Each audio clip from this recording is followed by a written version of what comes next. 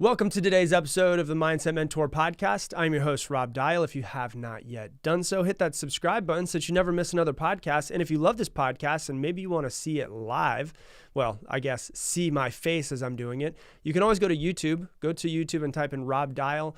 We have a ton of videos, over 400 videos that are on there to help you improve your life even more than just what we do here on this podcast. So if you love the YouTube and you love me, you can go ahead and follow me on the YouTube as well. Today, I'm going to be teaching you how to use your brain to get more done.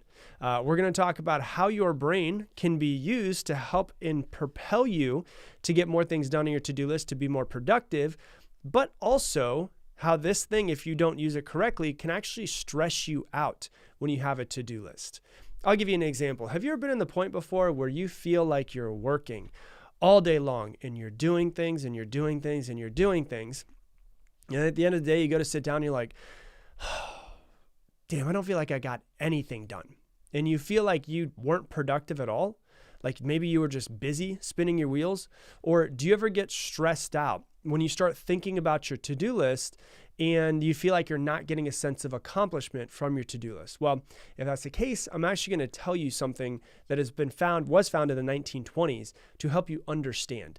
And I'm going to probably butcher this name, but it's called I've heard many different ways when I was researching this, but I'm going to say the Zeigarnik effect. So Zeigarnik effect is basically how you say it. It was first discovered. It's a phenomenon that was discovered in the 1920s by actual Soviet Russian psychologist, Dr. Zeigarnik in the 1920s. And she observed that people tend to remember unfinished or interrupted tasks better than the ones that are completed.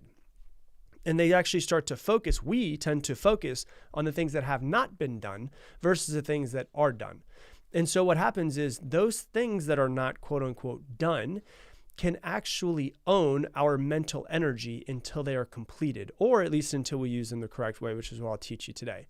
And this effect is based on the idea that our brains are wired to focus on open loops or unfinished tasks, so that therefore, if you think back 100,000 years ago to when we were cavemen and cavewomen, it makes sense. Like if sometimes an unfinished task could have meant death. And a lot of times it probably did mean death. And so in our brains is hardwired that when something is not completed that needs to be done, that we tend to focus on it a whole lot more. And it can also give you a real sense of mental discomfort if you don't use this correctly and use the strategies that I'm going to teach you. And this discomfort is what drives us to complete a task. And when it's finally completed, the discomfort is resolved and the task is then forgotten, because there's no reason to think about a task once it's forgotten. Makes sense, right? We need to focus on only the things that need to be done, not the things that have been done. And so this is why, you could be sitting down at the dinner table. You could be eating some food and you're looking at it and you're like, man, I've probably got like 4 more bites, but I'm so damn hungry. I'm so damn full, but I need to get rid of these 4 bites. And so you're full, but you also want to finish the task of just eating all the food. And so you're sitting there and you're like, full, 4 more bites, full, 4 more bites. And you're like, screw it, I'll just go for the 4 more bites. This is also what happens if you sit down and you start a puzzle. I don't know if you guys are like me, but if I sit down and I start a puzzle, we did this when I was back home over Christmas. We started a puzzle when I was at my sister's house, and it went from, hey, let's just all put a puzzle together, to 3 hours later, we're still doing the damn puzzle because we all just want to see the puzzle get finished. And this tends to be really good for us to complete tasks, but it tends to cause mental discomfort if we're not getting things done that need to be done, or if we just have such a big to-do list that there's just still things that have not been checked off the to-do list. And most of the time when you get to the end of the day and you're like, oh my God, I still have so much to do, the reason why is because you're not focusing on the things that you've done and what you have completed. You're focusing on all of the things that you did not get done or that you still have on your to-do list. And undone work takes up a lot of mental energy. And this is why open loops work so well with people. When you're a great speaker, you learn how to open up loops and you speak to people. And if you look at it, you will, like, one of the best that I've ever seen do it was Tony Robbins. I've seen people, and I've done it myself when I'm speaking, you will open up a loop because people then want to hear the thing get changed and the thing get finished is what they want. So you say, I'm going to teach you the 4 things to XYZ. That could be something, right? And then at the end, You hear the fourth one, you're like, resolve, feel better. But I remember one time I was watching Tony Robbins speak, and he opened a loop, and then he opened another loop. So he opened loop 1, he opened loop 2, he closed loop 2, he closed loop 1. And I was sitting there going, oh my God, that was like a master at speaking. And this is why, for me, like, I don't know about you, but if I start a movie, I have to finish the damn movie, right? Like, I can't start a movie, like my wife will fall asleep in the middle of movies. I can't do it. My brain is like, I've got to see this. I've got to feel resolve. But this is also why clickbait works for us. If you're ever on YouTube and you see someone's thumbnail and it says something, you're like, oh my God, like I don't want to click this, but there's a part of me that's like, I got to see what this is about. And then you click it and you watch it. We want to close the loop. This is also why the news uses these. The news will pop up and it'll be in the middle of commercials and they'll say, there's a killer chemical found in your tap water tonight at 10. And you're like, what the fuck? Now I've got to watch Tonight at 10 to figure out what killer chemical is inside of my tap water to make sure I don't kill myself and my children, right? So it's like killer chemical found in your tap water tonight at 10. You're like, oh my God, I've got to see it. It's an open loop. Our brain wants it to be finished. This is why cliffhangers work so well. If you watch like Yellowstone or Game of Thrones, when they end an episode, it's like, oh my God, I've got to see the next episode. They do this, and then you realize 4 hours later, Netflix pops up, and it's like, are you still watching? And you're like, you son of a bitch. Yes, I'm still watching. Don't make me feel bad about myself for still watching this 4 hours later, right? It's because those cliffhangers keep us wanting to watch more and wanting to watch more. So we have to understand the way that our brain works and why we do this. And when we feel this feeling of unresolved, our brain wants to solve it. And so you can use this, can hold you back if you don't understand it, but if you know how to use it, it can actually propel you forward. And that's why I love studying the brain and I love studying humans so much, is because I want to learn all of these things. And then I want to teach it to you so that you can understand how your brain works. And instead of being held back by your brain, be able to use your brain to propel you to do better and to do more. And so let's talk about the bad first. How can it be bad? And then after that, we'll talk about how can it be good. Right? That's an open loop. We just did it. So now you're like, damn, I want to hear how it can be bad, but I also want to hear how it can be good. So how could it be bad? Well, when we don't complete a task, our brain will usually focus on it. At least a small percentage of our brain will still be thinking about it until it is done. And what can happen though, is it can also start to stress us out. We start to think about how big our to-do list is, and we start to get stressed about it. And we start to get anxious about it. And we actually can start to procrastinate because our brain is focusing not on one thing on our to-do list, it's focusing on 12 different things on our to-do list. And we can get paralysis by analysis. When we have too many unfinished tasks in our mind, it can be overwhelming. And it's like going to your computer and you open up your Chrome or your Safari browser and you open up a tab. You start doing something on there, you open up another tab, and you open up another tab, another tab, another tab, another tab. And by the time you realize you have 20 tabs that are open, and the more tabs that you have that are open, the more it's going to slow your computer down. The same thing happens with your brain. When you have a massive to-do list or so many things that you feel like they need to be done, and it's like that feeling of this stuff has to be done, oh my gosh, there's so many things. It's so many things at one time that it actually slows you down. And so what happens is you start to get stressed. And when you start to get stressed, oh my God, I don't know if all this stuff, I have so many things that I have to do, and that causes stress. And then that stress turns into anxiety. Oh my gosh, I have so many things I need to get done. What if I don't get them done in time? What if I don't get any of them done? And you start getting really anxious around it. And then what happens? You have so many things that are open, so many tabs that are open. Your brain seems to slow itself down. You procrastinate. You don't get anything done, because you're focusing on all of the things that need to be done versus just getting one done at a time. And it can lead to procrastination. So that's how it can be really bad. Some of you guys are out there listening and you're like raising your hand like, holy shit, this guy's speaking directly to me, right? That's what your brain will do. So if that's how it leads to the bad, is it possible for us to use this exact effect for the good? And the answer is yes, we can do it. So let me teach you exactly how to do it. How can this be used for good?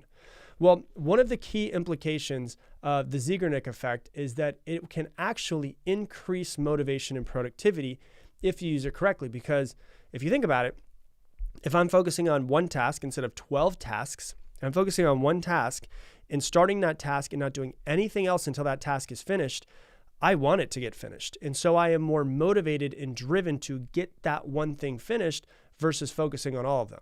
And so one of the easiest ways to do this is to take the most important task that you have of the day. What I always recommend is you look at your to-do list, and I'm going to tell you what to do in a second with all of the to-do list, things that are extra at the end of the day. See, another open loop, right? So I'm going to teach you in a second of how to use all of the things. Let's say you have 10 things on your to-do list. I want you to find out, number one, that's the biggest priority. Number two, the second biggest priority. Number three, your third biggest priority.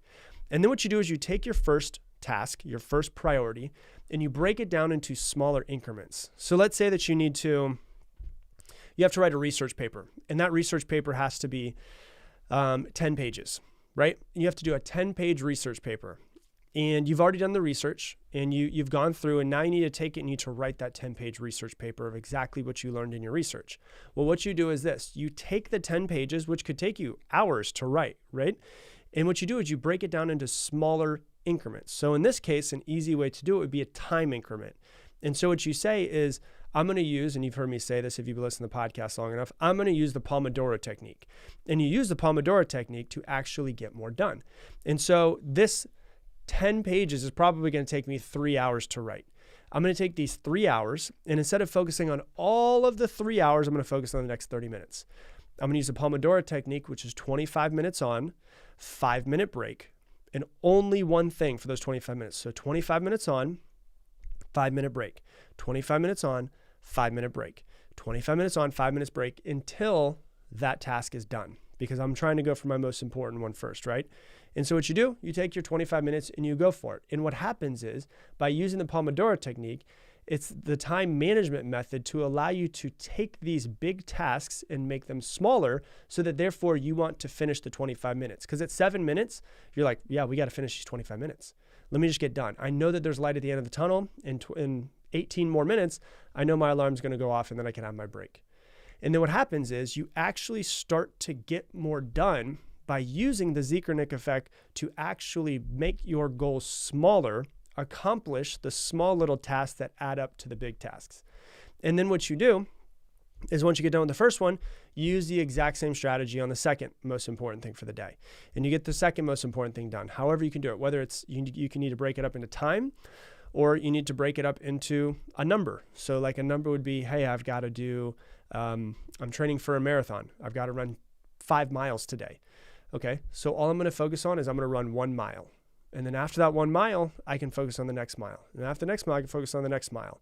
That's why they always say one of the best ways to run long distances is not focus on the distance, but look at the next tree that's ahead of you. Like there's a tree that's in the distance. Okay, I'm just going to get to that next tree. That's all I'm going to focus on. Okay, there's a mailbox about 100 yards away. I'm just going to focus on that mailbox. Okay, there's another tree that's off in the distance. I'm going to focus on that one. And you break your goals down into smaller increments and use your brain to actually use it as your benefit versus your biggest enemy. And so the way that you do this is then you get number 2 done and you get number 3 done. And then what you do is, by the end of the day, you take your to-do list. And if you're like me, to-do lists are never done. Like there's always a freaking to-do list. And if I don't get a to-do list done and I don't close the day out, the Zikarnik effect will actually start to badger me the entire night. And I won't be as productive as I won't be as disconnected as I could be when I turn off away from work and from getting the things done that need to get done. And so how do you close out your day so that therefore this doesn't bug you? And this is what I do. I've never seen anybody else talk about it, but this is what helps me by using this. And so the first thing is, I will look at all of the things that I got done that day, and I will celebrate in a small way. Man, I'm so proud of myself for getting that 10-page research paper done. That was awesome. I'm so proud of myself for running those 10 miles. That was awesome. And instead of focusing on all of the things I have to do, I focus instead on all of the things that I did get done for the day, which then gives me a sense of accomplishment. Then what I do is I look at the things that did not get done, and we take that to-do list and all of the unfinished things, and I know that I will have a feeling of unresolved if I don't close today out. Our brain wants to solve the rest of those 7 things that are on our to-do list. What you do is this. You take a pen and paper, and this is how you're going to close out your day. It's going to take you 15 minutes, but it's going to save you a ton of mental energy when you get done with work, and you've got to close out and go and attend to your kids and eat dinner and live a life and have fun and all those things and not think about work. Simply write down the things that are in your mind that need to be done tomorrow, So maybe anything that popped up or anything that happens to be popping up, you add to your to-do list, and then you look at your schedule and you ask yourself, what are the most important things out of these things? And you actually schedule when you're going to get them done. Okay, tomorrow I need to do another research paper, a 5-page research paper. Okay, I'm going to do that from 10 o'clock until noon, and I'm going to get that 5-page research paper done in that time frame. And then I need to do this thing, and I'm going to get this thing done from here to here. And what happens is you're closing out your mind by assigning a time and a date for the to-do list, the items that are still on your to-do list, which makes your brain feel like, okay, I can close this out right now because that will be completed tomorrow. Versus like, I don't know when this is going to be completed. Hopefully I complete this sometime. It takes maybe 15 minutes at the end of the day, but it will save you a ton of mental energy because you can mentally clock out when you use it this way. So what you're going to do, just to kind of use your brain to what it can do, is you're going to use your brain to actually complete tasks the way that you want to get tasks completed. You're going to make them small incremental bites, get the most important thing, the number one priority, the next biggest priority, the next biggest priority, get as many of those things done as possible, and then close your day out every single day by scheduling and figuring out what you're going to do tomorrow to complete the next round of tasks. And that at least allows your brain to be like, okay, they'll be done tomorrow. Versus just allowing yourself to ruminate on when are they going to be done? I don't know if they're ever going to be done. Are we ever going to complete this stuff? And you get stressed and you get anxious and then you don't do anything. This allows you to actually use the Zeigarnik effect to actually help you get things done versus hold yourself back, and getting yourself stressed and anxious, and then you procrastinate and you get nothing done. So that's what I got for you for today's episode. If you love this episode, please share it on your Instagram stories and tag me at Rob Dial Jr., ROBDIALJR. We've been putting up a lot of stuff on there that is going quite viral. We had a video that did just over 6 million views that we put up last week that was not talked about in this podcast. So if you want to go on there and see some of the stuff we've been putting up, go ahead and do that. And once again, it's going to fill your newsfeed with some extra motivation, inspiration, and mindset techniques as well. So it is Rob Dial Jr., ROBDIALJR. And I'm going to leave you the same way I leave you every single episode. Make it your mission to make someone else's day better. I appreciate you, and I hope that you have an amazing day.